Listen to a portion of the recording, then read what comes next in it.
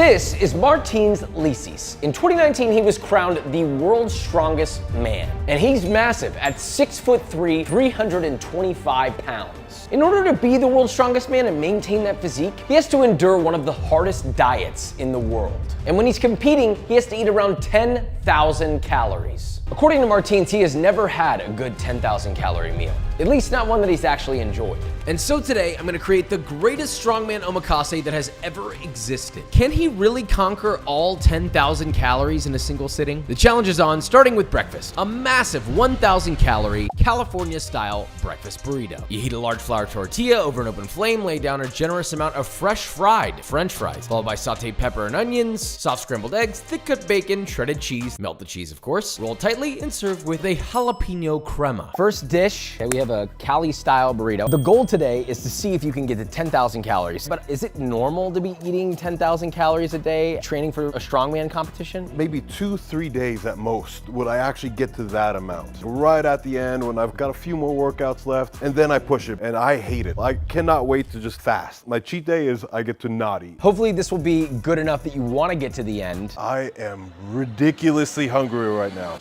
Okay, you're not kidding around. I don't know much about food, but this feels like a dance of like crunch and softness in my mouth and just that, ooh. I like these terminologies. When you do go to 10K calories in a day, what would be like a typical day of eating? It'll be pancakes, maple syrup, cheesecake. I'll go to like Brazilian barbecue and just load up on protein, lots of rice, and maybe like spaghetti and meatballs. And I enjoy like maybe a third of it. It's not nice. And you're just sweating. Right now, I don't even need to ask myself if I need to eat this or not. It's beckoning me. Wonderful, how do you feel? I feel great. Still got plenty of room. We're looking good, moving on. Next up, chilaquiles, using my recipe, link in the description for that. Hot chilaquile sauce, tortilla chips tossed together, which we then have a seared, butter-basted ribeye steak sliced beautifully, placed on top, followed by 2 fried eggs, avocado, Mexican crema, queso fresco, red onion, and cilantro. But a great way to add some extra calories to a breakfast is to have a horchata sweet cream cold brew with fresh grated nutmeg on top. Chilaquiles, fit for a strong man. Oh, we just leveled up. We're gonna need a fork and a knife for him as well. I was just gonna put my face in it. That's actually what we do here. Yeah. This is actually more than 1,000 calories. Even if you eat half of this, you would still be a success. First I thought like the burrito, 10 meals like this, no problem. I'm gonna crush this. You brought this out, I'm like, I see. This looks like a battle of the most delicious ingredients fighting for space to be the premier breakfast food. That's what I love about chilaquiles. It's something that is many experiences in one. So, okay, you've been doing strongman stuff essentially since you were like 10 years old. My dad loved lifting, and at some point he had enough of me sitting on the couch all the time playing video games. He said, okay, so you're coming into the gym with me. I was 9 years old. The guy said, I don't want to do this. He said, just stick with it for a year, and if after a year you don't like it, no more. After a year, I just grew addicted. What made you addicted? It's when I started playing Warcraft, and I saw how cool the orcs looked, all buff and stuff. My family has a farm in Latvia. My grandfather was a stone sculptor. I'd go to the farm and I'd lift rocks with my grandpa. I should also clarify that when he says he's picking up rocks, these are not like the rocks that you pick up at playground. These are the rocks that would like crush you. What do a typical day of weights look like versus I'm training for a competition weights? Yeah, I like to section up my lead up to a big show into 3 parts. There's a learning phase where I take my time to kind of learn what deficiencies I've developed, learn how I can work around injuries. I'm going very light. Next, the controlling phase. Now that everything's aligned, the instrument is tuned, I start slowly adding weight, but with a tempo. And then finally, it's that explosive phase. It's like the final 2 months, I'm loading on as much weight as I can, trying to get as powerful as I can, and just lifting with reckless abandon. That's a lot of work. I think people think you guys just roll in and just start picking it up, and then it's like, all right, here we go. And some guys do, and I think they're just genetically gifted. So how are you feeling? Quick check-in. I feel great. Feeling good, okay. I feel like I'm warmed up and ready for the next. On to the next. One of the top questions I get is, Josh, how do you cook all this food for one singular video? The key is staying focused and comfortable. And that brings me to today's sponsor, Bombas. Yes, socks. If you cook a lot, you're on your feet a lot. You gotta take care of them dogs. And anyone will benefit from great socks. Who doesn't love the feeling of cozy socks that actually last? In this holiday season, they have their cozy shop. I'm wearing their merino wool socks. They're unbelievably comfortable. It's the wool that will make you love wool. That's what they say, but I'm also saying it because I don't like wool, and I put these socks on and my dogs are like, hey, yo, leave it on. Not only do Bombas feel good, but they do good. For every pair purchased, Bombas donates essential clothing to those in need. So far, over 140 million essential clothing items have been donated. And look, even if it's for you, you deserve a gift this holiday season as comfortable as this. You can feel good knowing you're getting the most comfortable socks on the market this holiday season and way beyond. You wanna get some new socks and you want a little deal, we got you covered. Go to the link in the description, put in Joshua20 and you get 20% off your first order. Now, back to Martine's insane omakase, 2,000 calories down, 8,000 to go. Next, a ultra thick boy pub style burger with onion rings. This is an 8-ounce chunky boy burger patty, seasoned generously with salt and pepper, seared beautifully on both sides, still about medium. I then placed a coin of maitre d' compound butter on top, little parsley, chives, garlic, melt that down. That gets a brioche bun toasted, my In-N-Out burger sauce, thinly sliced dill pickle, your burger patty, American cheese, thick sliced bacon, and finally our sauce top bun. And of course the onion rings are gonna be served fresh fried. Enjoy. I wanted to do something a little bit chiller, but also fun. This burger alone is probably 1,000 calories. Well, I still want to try one of these onion rings.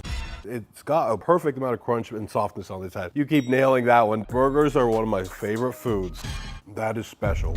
Wow. You're not just a strongman. It's almost like full-time strongman, part-time YouTuber. What's the story there? Romark and I both like parts unknown. Thought, what if we just went the strength route of this? Let's find weird strength feats or sports around the world that people just typically don't know about. When you're doing feats of strength and you're competing, can you get hurt doing these things? I think if you just take it methodically, slowly progress with good form and technique, it's fairly safe. But the issue is when we're competing, we have to push the pedal to the metal. No doubt, I've been hurt many times. Boom, he has the last bite. Martine. 3,000 in, baby. 3,000 in. On to the next. Next is one of our biggest courses of all, a whole rack of lamb with fresh baked flatbread baked in our Ghazni oven. Love this thing. This rack of lamb has been souvlaki spiced, pan roasted to a medium rare perfection. And on our platter we have homemade tzatziki and Lebanese toum, which is a garlic sauce, fresh sliced cucumber, hummus, of course dressed beautifully, and your flatbread to accompany. But that's not all. We are doubling up, and alongside we are serving him another big platter smoked Texas brisket, glazed, slow-cooked, fall-off-the-bone tender ribs. And around that we have pickled jalapeno, dill pickles, pickled red onion, potato salad, coleslaw, baked beans, and finally, some fresh Texas bread. 2 courses into one, we're calling the platter event. This is probably like 10,000 calories right here. This is a special moment. So you don't need to finish these platters. I'll eat like a good chunk. A good chunk and a good chunk, and you're good. I think I'm gonna start with what I think is a little lighter. I love this. It is so good. This is getting harder, to enjoy. What are some of your favorite foods overall? Number 1, Mediterranean for sure. A platter like this is exactly my dream food. Number 2, probably sushi, and then barbecue, which is probably my favorite flavor of all foods. You were in the country, Georgia. Yeah. While you were there was the church bell. I want to hear about that. I've been to the country, Georgia before to see my friend Konstantin Janashia. We were just sitting, eating kinkali, and he told me that there's this place, it's in the Caucasus Mountains, where there's this church that has this Svaneti bell. You have to pick this bell up. It has these 2 kind of shoulder straps, like rings made of metal. No padding. No padding. They're just kind of jagged edges, and you just kind of put them on your shoulders and you have to swing this bell. And they say it's 100 kilos. Maybe it was the altitude or something, but that thing was so brutally heavy. Really? Yeah, I got it to ring. It was something special. Martines, you're fighting. How are we feeling? If I eat like too much of this, I'm gonna pop before we get to the end. We're gonna make it. So we're on to the barbecue round. I'm honestly shocked he's still going. I gotta soldier on. You're doing This great. is some of the best barbecue I've had. It's the smoke that makes it so special. That jalapeno with the meat, it's such a perfect combo. It's the thing that makes you go back for another bite. It is. Where are you at right now? How are you feeling? It's starting to get pretty bad. And guys, we're getting close to 5,000 calories in under 3 hours. Oh, I gotta hold on. Oh, it's so good. In one sitting, I'm very good at eating a lot. Delicious.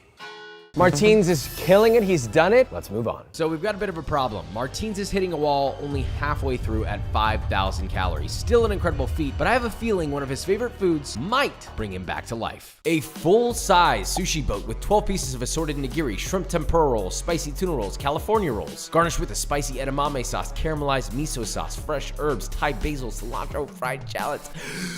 served with ginger, wasabi, and soy sauce. But we're not stopping there. We're pairing this boat with 2 major courses for one of the biggest rounds ever. Hopefully this will help him out. First up, a stacked tempura course. Prawns or shrimp in our tempura batter, fried until a crispy golden brown. And we've done the same with sweet potato, broccoli, and served nicely with a tempura tensuyu sauce. Adding on to that, we have a Thai fried fish with nam jim. I mean, it does look pretty, right? If things are pretty, they're good to eat. That sounds weird. Don't take that the wrong way. A whole fish, scaled and deep fried till the skin is ridiculously crispy, served with several spoonfuls of nam jim sauce. Spicy Fresno chili, green onion, garlic, ginger, red pepper, little acidity from rice vinegar, and some umami fish sauce. Top that with an herb salad, served with lime wedges and freshly steamed rice.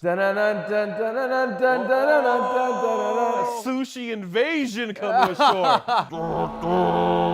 That looks nice. Let's go sushi. This is a flashback to all my travels to Japan. It's one of my favorite countries to go to, and we were shooting an episode on Chikari-ishi, ancient lifting stones of Japan. So I went from shrine to shrine, lifting stones that were supposedly not lifted since the 1800s or before. In Japanese, rikishi is a term that's used for both strongmen and sumo wrestlers. One of the first shrines I did it at, there was a statue of the previous rikishi, strongman, that had lifted these stones a couple hundred years ago, and I was the first one to lift them since then. Wow. It was really cool. That's really cool. This is insane. So we're moving on to the next tempura. Come on, Martins. You got this, Martins. Think about the prize. The prize of... Prize is this shrimp right here. So you lived and trained with sumo wrestlers for 3 days. What was that like? You enter a modern building, walk down this little hallway, you see like old dusty weights on the side, you see sumo belts kind of hung up, and then you enter this pristine, beautiful room with bamboo walls, dirt on the ground, and natural lighting. And then these guys were already doing their shiko, their warm-ups, the stomps. I thought, okay, this would be simple, right? 10 minutes in, I thought, okay, this has got to end at some point pretty soon, right? 30 minutes goes by, I'm sweating, like just drenched. My legs are shaking, cramping, and these guys are just stoic, looking like machines, going one rep after the next. And eventually it's like my mind just went blank. I just kept going with them, an hour of this. And that was their warm-up. Then the training started.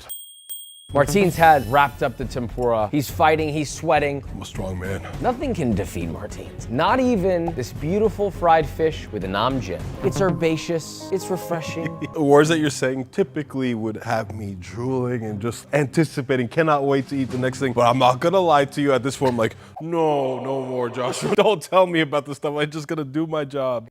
This is amazing. Thank you. So you went to Lhasa, Tibet. What was one of the craziest things that happened to you there? I've been to some fairly high altitude places. Nothing could prepare me for Lhasa. It was over 4,000 meters above sea level, one of the highest elevation cities in the world. So that's over 14,000 feet. And we arrive and we have a very tight schedule. We got the green light to shoot the Culture of Strength there, but we only had 3 days to do it. And what they suggest is 3 days to acclimate before you even leave the hotel and do any kind of physical activity. And then the very next day, we had to drive to 5,000 meter altitude. That's Mount Everest base camp. 17,000 feet, and we drove there to attempt Tibet stone lifting. On the drive there, I felt like my vision was going blurry, but I was just thinking, survive.